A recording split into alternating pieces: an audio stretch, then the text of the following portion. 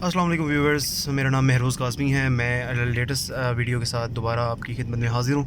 अच्छा, इस वीडियो के अंदर मुझे जो मैसेजेस पे कुछ रिक्वेस्ट और कुछ इन्फॉर्मेशंस के लिए लोगों ने रीच आउट किया है। इसके अलावा कमेंट सेक्शन में भी मैंने देखा है कुछ लोग इन्फॉर्मेशन ले रहे हैं। इसके अलावा मैं जो भी फेसबुक या इधर उधर के पेजेस में एज अ मेंबर हूँ, मैंने वहाँ पर भी लोगों को काफ़ी क्यूरीज करते देखा है। तो उन सवालात के जवाब ऑफ कोर्स मैं देना चाहूँगा। देखिए, गाड़ी जो है ना, पाक सुजुकी के अलावा जितने भी और कंपनीज़ इस वक्त पाकिस्तान में एग्जिस्टिंग कंपनीज़ की बात कर रहा हूँ, और इसके अलावा जितने भी ऑटोमोबाइल कंपनीज़ पाकिस्तान में बिज़नेस कर रही हैं, उन लोगों का हमेशा एक टारगेट होता है कि वो डिफरेंट एरियाज़ में डिफरेंट कस्टमर्स को टारगेट करते हैं। अब जैसा कि आप मोबाइल बनाने वाली कंपनी को देख लें कि एक मोबाइल बनाने वाली कंपनी जैसे सैमसंग हो गया, वो एक ही तरह के 4 मॉडल लॉन्च करती हैं जिसमें 2 GB RAM, 3 GB RAM, 4 GB RAM, 8 GB RAM, 6 GB, इस तरह से। तो ये एक ही मोबाइल के अंदर डिफरेंट फ़ीचर्स ऐड करके क्यों लोगों को दे रहे हैं? क्यों ना सिर्फ एक ही फ़ोन बनाया जाए? ऐसा नहीं होता। ये एक मार्केटिंग स्ट्रेटजी है कि जिसको कंपनी फॉलो करती है। वो क्या करती है? वो डिफरेंट कस्टमर्स को टारगेट करती है। जैसा कि अगर आप ने नोट किया हो कि ऐसी कुछ घर की लेडीज़ होती हैं कि भाई जिनकी ऑफ यूजेज इतनी ज़्यादा नहीं होती, they can of course survive with 2 GB और 3 GB रैम्स फ़ोन, तो they can simply go for it. तो इसी वजह से वो कंपनी ज़्यादा मुआवज़ा कमाने के लिए एक फ़ोन के अंदर फ़ीचर्स कम करके उसकी उस तरह से प्राइस को डिटरमिन करके मार्केट में लॉन्च कर देती है, और वो मार्केट में चलती भी है। डिफरेंट कस्टमर्स को टारगेट करती हैं। Same goes to the automobiles company. ये भी इसी मार्केट स्ट्रेटजी को अपनाते हुए क्या करते हैं कि सबसे पहले देखते हैं कि किस एरियाज़ में या किस मुल्क में किस तरह के लोग रहते हैं। इसीलिए ये एक ही तरह के मॉडल जो हैं वो एक कंपनी 3 तरह के मॉडल्स बना देती है। जैसे कि उन्होंने ऑल्टो के साथ किया है, Alto VXR, Alto VX and VXL। तो इन्होंने क्या किया, VXL को इन्होंने तो टॉप ऑफ द लाइन बना दिया कि जिसमें ऑटो विंडोज़, पावर स्टीयरिंग, तो of course cross the board है, वो सब में ही है। पावर मिरर्स बना दिए हैं, इसके अलावा रिट्रैक्टेबल मिरर्स बना दिए हैं, इसके अलावा उन्होंने ऑटो गियर शिफ्ट दे दिया है, मैनुअल की ऑप्शन भी दे दी है, AGS बना दिया है। फिर उन्होंने सेकंड VXR के अंदर 2-4 चीज़ें कम करके उसमें AC, एयर बैग्स वगैरह दे दिए हैं, ठीक है जी।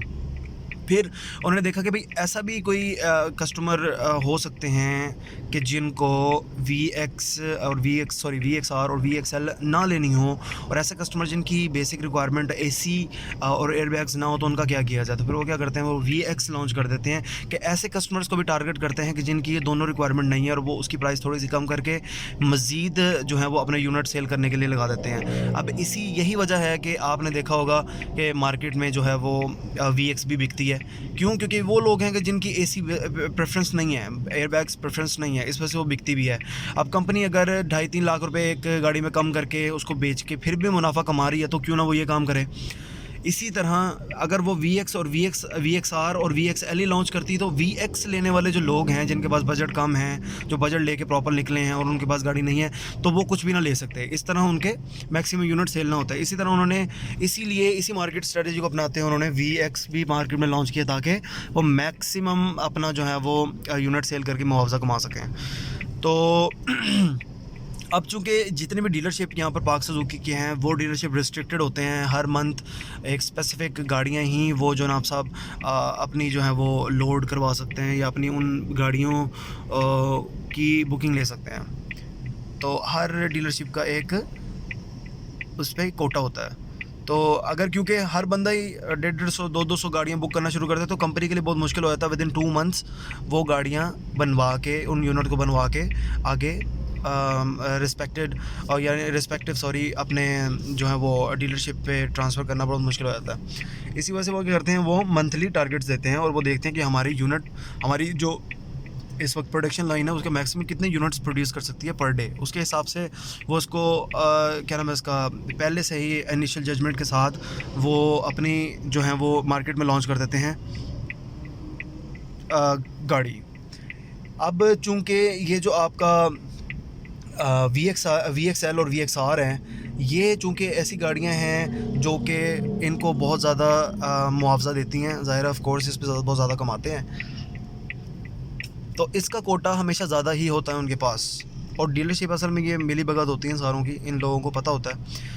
और दूसरा जो VX है, VX में इनको बचता कुछ नहीं है नॉर्मल। अगर ये VX की ही बुकिंग लेना शुरू कर दें तो इनकी VXR 0 सेल भी आगे खड़ी हो जाएगी, बिकॉज़ के हर बंदे को पता होगा कि VX उठा के आराम से AC लगवा के और जनाब सब ले लें। तो ये क्या करते हैं कि जितने भी डीलरशिप हैं ये एक मिनिमम यानी कि कोटा होता है इनका बहुत लिमिटेड गाड़ियों का, और वो लिमिटेड गाड़ियाँ मुश्किल से, अब मुझे नहीं पता कि वो कितनी होती हैं इन टोटल, बट 5-7 से ज़्यादा गाड़ियाँ नहीं होती पर मंथ की जो कोटा जिस पे ये गाड़ियाँ बुकिंग करते हैं VX की। और अक्सर तो कोटा होता भी है तो ये बुकिंग नहीं करते। उसकी रीज़न ये कि अगर इन्होंने गाड़ी बुक कर दी तो फिर VX और VXR की बुकिंग नहीं ले सकेंगे, क्योंकि टोटल मिला के इनका कोटा होता है ऑल्टो का।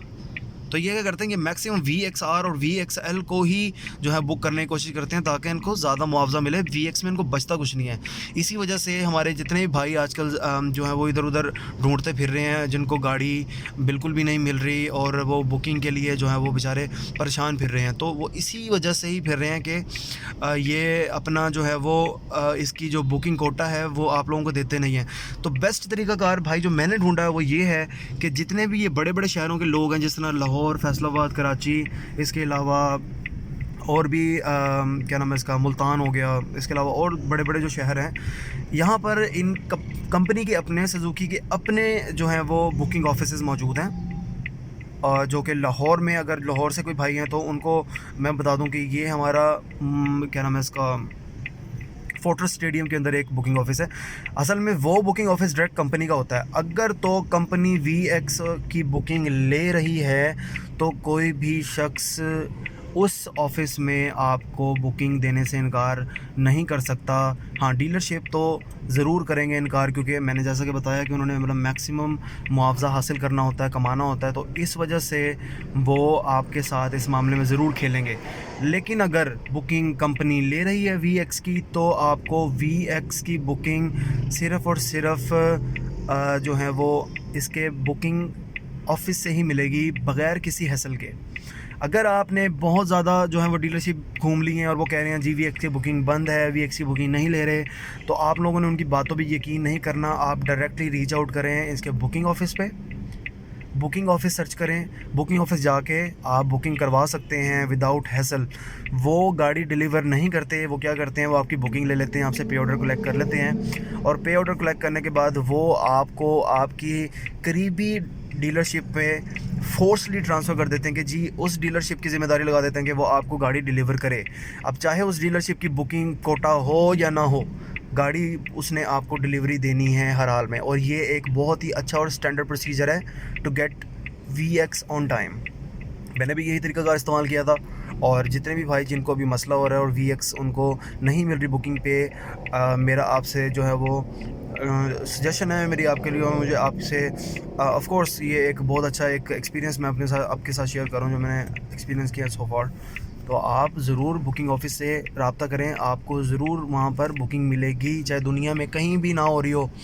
अगर कंपनी बुकिंग अलाउ कर रही है और बुकिंग ले रही है VX की, तो और डीलरशिप आपको ये कह रहे हैं कि जी बुकिंग नहीं है, बुकिंग नहीं दे सकते, तो you must check with the booking office first, और फिर आप जनाब वहाँ से बुकिंग करवाएं। ये ना हो कि इनकी बातों में आके आप VXR जो है वो परचेज़ कर लें।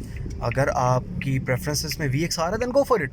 मैं ये नहीं कह रहा कि आप वो बिल्कुल ना लें, लेकिन अगर आप सिर्फ VX लेने निकलें और आप VXR अफोर्ड नहीं कर सकते हैं, नहीं लेना चाहते, तो सिर्फ इस वजह से VXR लेना कि डीलर से बुकिंग नहीं ले रहा, एक गलत डिसीजन होगा।